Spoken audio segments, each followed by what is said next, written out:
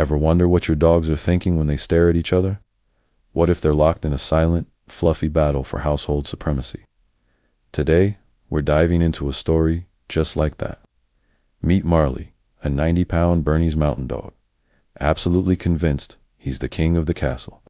And Chewie, a scrappy, 35-pound terrier mix who couldn't care less about titles as long as she gets the best sunny spot.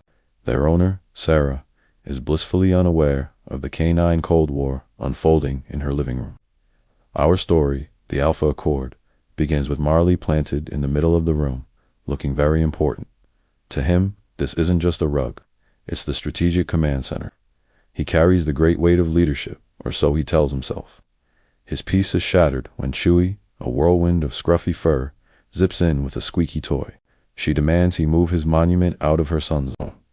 Marley, ever the self-proclaimed alpha, explains that the center is the position of strength, allowing him to monitor all points of entry for the safety of the pack. Chewie is unimpressed. The only thing entering is the mail, and that's usually just bills. Marley ignores her, takes a long, sloppy drink from the water bowl, and returns to his spot, dripping everywhere. Chewie just rolls her eyes. She knows Marley thinks he's the alpha. She lets him have his delusions. It's less work for her. The power struggle continues in the backyard. Sarah throws a tennis ball, and Marley, the big, noble leader, lumbers after it. But Chewie is a rocket. She snatches the ball midair and brings it back before Marley is halfway there. Marley, ever the spin doctor, claims he let her win to boost her confidence and build pack cohesion. The next throw, however, Marley accidentally body checks Chewie, snagging the ball for himself. He calls it strategic positioning, a demonstration of superiority. Chewie doesn't bark, she doesn't snarl. She simply narrows her eyes. She's not mad, she's plotting. Dinner time becomes the final battleground. Sarah sets down their bowls. But before eating, Marley must perform his little ritual. He walks over to Chewie's smaller bowl, gives it a thorough, theatrical sniff, and then gives a single, decisive nod. The rations are cleared for consumption. This is the last straw for Chewie. She looks at Marley, the dog who drinks from the toilet, giving her permission to eat. Oh no.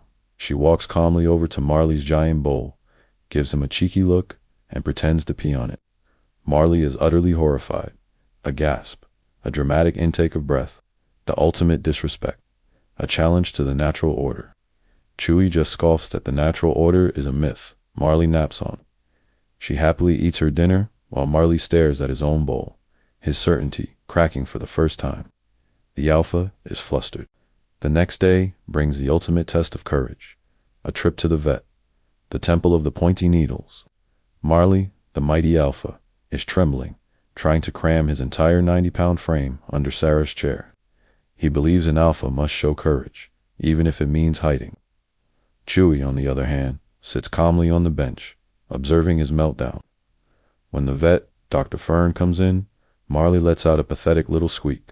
But Chewie hops down, walks right up to the vet, offers a paw, and politely accepts a treat.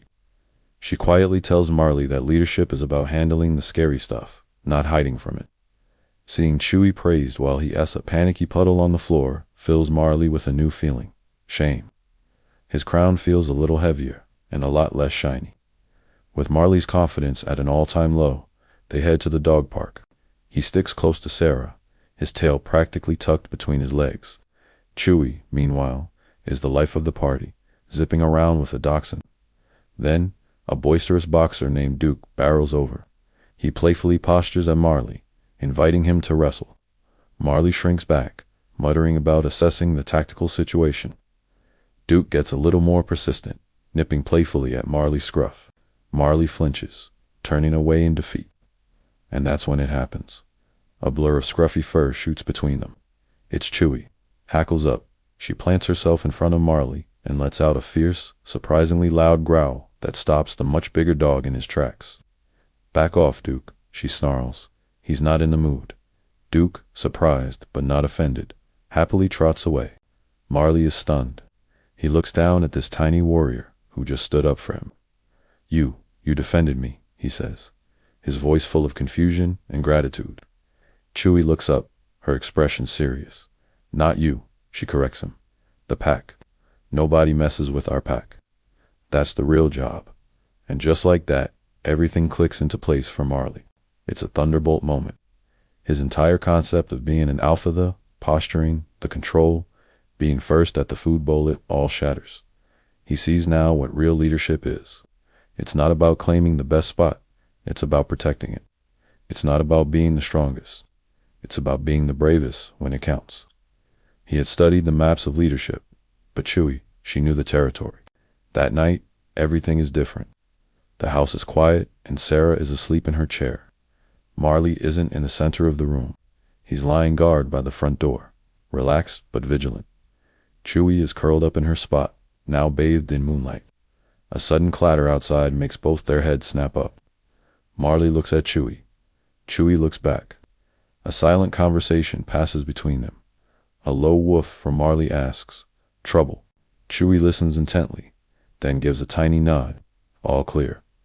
Marley settles back down, but with a new kind of sigh, one of contentment, not burden. Then he does something extraordinary. He gets up, picks up his favorite stuffed goose, carries it across the room, and gently drops it next to Chewie. "A tribute for the Prime Minister," he says softly. Chewie looks at the toy, then at Marley's earnest face. She nudges it back, toward him. "Keep it," she says. "Your snoring is less annoying when you have something to hug." And so, a new order is established. Not with one leader, but with a partnership, an understanding. Marley guards the door, the physical protector, and Chewie guards the peace, the strategic mind of the operation. The pack is safe. The Alpha Accord has been signed. What a great story about what leadership truly means. It's not always about being the biggest or the loudest, but about responsibility, courage, and looking out for your own. If you enjoyed this story of Marley and Chewie, make sure to hit that like button and subscribe for more tales from the heart.